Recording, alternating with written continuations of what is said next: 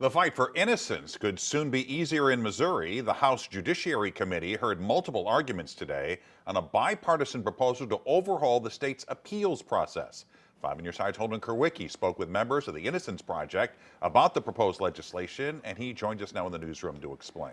Well, Mike, Missouri is one of the only states currently where your conviction determines your path to an appeal, and several of which only have limited options. 2 bills advancing through the Missouri House to change that law have bipartisan support, but it's unclear how many people they would actually help. After being sentenced to life in prison for a 1988 robbery in which no one was injured, Paige Spears exhausted every avenue to appeal his sentence. If the governor wouldn't have commuted my sentence, I would still have a number of years to do in prison before I was even eligible to see the parole board. According to Paige Spears, a policy advocate with the Innocence Project, that's due to a loophole in Missouri law. Missouri is the only state where your sentence is the deciding factor of your innocence. So if I'm sentenced to life without prison, I have no rights. If you, sir, are sentenced to death, you have more rights than I do.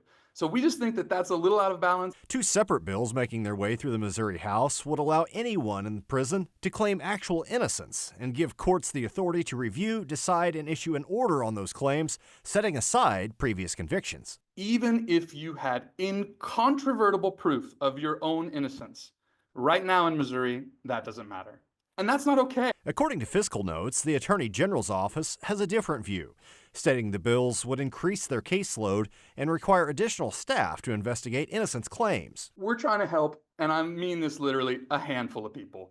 And legislation like this is supposed to be targeted. In fact, the Department of Corrections states in the same note it's believed the legislation would result in offenders serving shorter sentences. I actually think it's possible that by opening this up, by having evidence that needs to get heard, we could decrease the amount of petitions that the courts and the AG's office are having to deal with. But you have a lot of men here that's kind of locked to the board like that, up under that loophole, that there's no way out other than doing the X amount of years out of their lives or possibly getting their sentence overturned. So, yes, that'd be a big plus. To be clear, these bills have yet to be voted on or signed into law. If you would like more information on the proposed legislation, look for this story under the As Seen on TV section of KSTK.com and the 5+ app. Coming